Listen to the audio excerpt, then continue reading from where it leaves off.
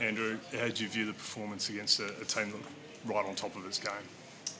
Yeah, firstly, Gold Coast played very well, so credit to them. They were really sharp, but we're bitterly disappointed. We expected better. Unfortunately, we didn't get it right, so disappointing. What were the areas of the performance you were most disappointed in? Yeah, I think footy's a pretty simple game. When you go minus 40 odd in the contest, you're just not going to be able to compete. So that for us today started at clearance. And from there we just we changed a lot, we tried personnel, we tried structure. We just couldn't get that on our terms at any stage. So the ball lived in our back half for a lot of the day, and then we had challenges getting the ball out of our back half. Gold Coast, I think, scored 10 goals from front half turnover. So, yeah, today was a really difficult day. We didn't get many of our phases right.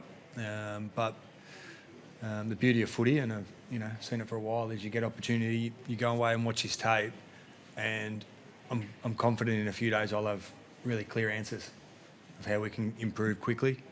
I've never watched a tape and not had answers, and that's for all coaches, all coaching groups. You do get clarity in a few days' time when you review it, but clearly we've got some work to do. Did you get any early feedback from the players about why the contest element particularly was so far off? Not really. Jake Waterman, obviously subbed out with that calf issue. Is that the same calf issue he had during the week? Yeah, so he's okay. He just had it was more precautionary rather than anything else. The game was where it was at that stage, so we thought we'd just make a smart decision on that. And what about Jack Hutchinson? Spent significant time on the bench. Has he got an injury concern? Yeah, he just had some awareness late, so I'm not sure. We'll have to go away and look at it, and when we get some clarity on it, we'll let you know. And then Liam Duggan, obviously with that ankle as well. So a few guys in doubt for that Brisbane clash? Yeah, I'm not sure. Yeah, so he didn't. He obviously troubled it a bit late in the game. So again, we'll go away and do our work and let the medical team decide where that lands. How deflating is it starting the season like that? Because there's a lot of hope and optimism leading into today. How deflating is it to have that first start? Right now, it's incredibly deflating. I think it's a funny comp though. You look around, there's 4 teams probably feeling like me right now, feeling like us right now. So, it's not the way we want to play today. It's not the team we want to be, but we'll go away and get to work. And it's a group that's been through a lot over the last few years. How do you ensure that today is just a one-off and they bounce back quickly? It's just my job.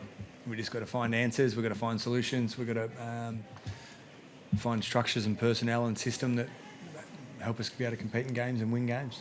Is there a concern it's like a bit of a habit, I guess? There's games where you're sort of blown out by half-time. I think fans are sort of saying this looks like the Eagles of old, really, of the last few years. How do you turn that around? You've only got a week now to take on Reading. Yeah, I won't speak to history because I wasn't here, so I'll just look at us at the moment and where we are. We're a new list, we're a new team, we're a new game plan.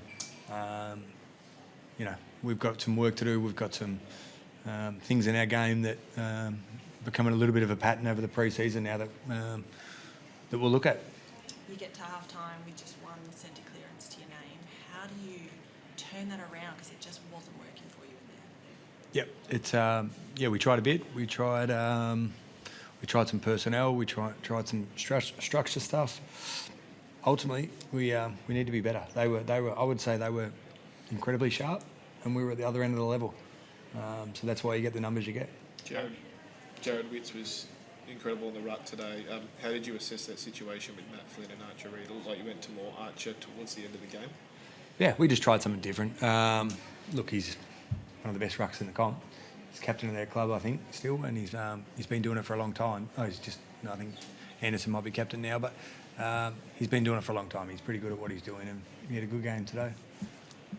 The likes of Kelly and Reid, they had down games today. Do you think that was a result of the way the ruck battle went, or is there more to it than that? Midfielder is not solely. They don't base their game on how the rucks go. There's so much more to the game. So it's one small facet of the game. So yeah, for mids, there's plenty of other opportunity to get involved in the game.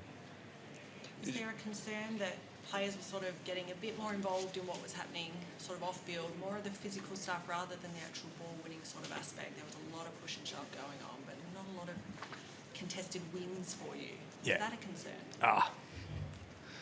Honestly, I don't know. No, not a concern.